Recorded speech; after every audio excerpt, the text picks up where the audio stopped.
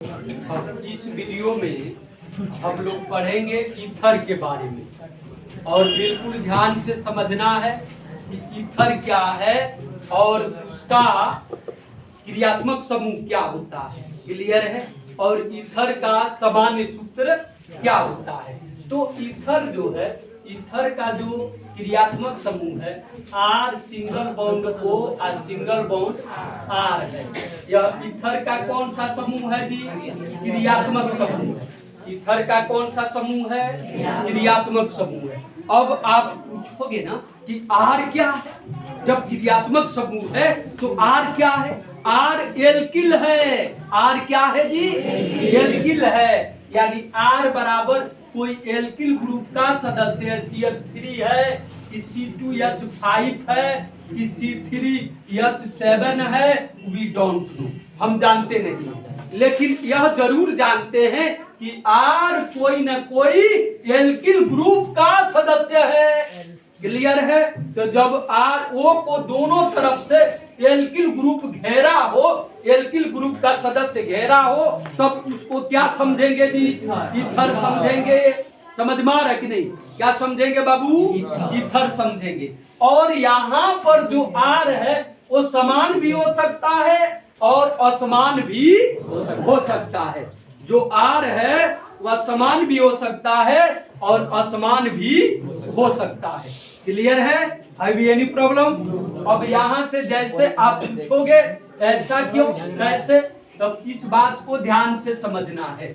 जैसे यहाँ पर CH3 और सिंगल बॉन्ड O, फिर से CH3 क्लियर है जी?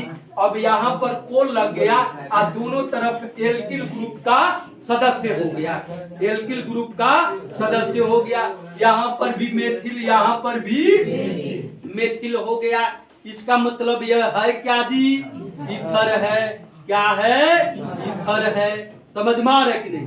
तो जब ईथर है तब अब यहाँ से इसका नामांकन, साधारण नामकरण क्या होगा जी? जब ईथर है तो साधारण नामकरण क्या होगा? अब दोनों तरफ दो मेथिल है जी, तब क्या लगाएंगे? Dimethyl ether. Dimethyl ether. Dimethyl ether. समझ में आ रहा है कि नहीं? वो प्रॉब्लम नहीं है जी। अब इसी तरीका से एक और दे रहे हैं CH3O और C2H5। अब इसको पूछें कि अब तो इसका साधारण नामकरण क्या होगा? अभी हमने क्या कहा कि यहाँ पर जो एल्किल ग्रुप का जो सदस्य आएगा वो समान भी हो सकता है और असमान भी हो सकता है। तो पहले एग्जाम्पल में समान था और दूसरे एग्जाम्पल में क्या है जी? असमान है। समझ में आ रहा है कि नहीं? क्लियर? तो जब ऐसा है तब अल्फाबेट को ध्यान में रखते हुए तब इसका साधारण नामकरण करेंगे। समझ में आया कि नहीं? वो प्रॉब्लम नहीं है जी। क्लियर है? तब कैसे नामकरण करेंगे जी?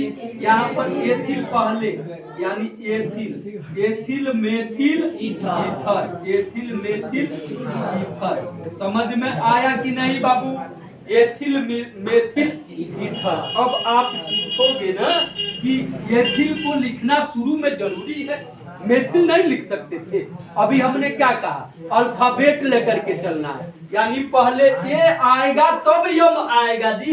ए फॉर एथिल और एम फॉर मेथिल। तो एबीसीडी में पहले ए आएगा ना जी। एक वाले को शुरू में लिख दिए, एथिल मेथिल ईथर।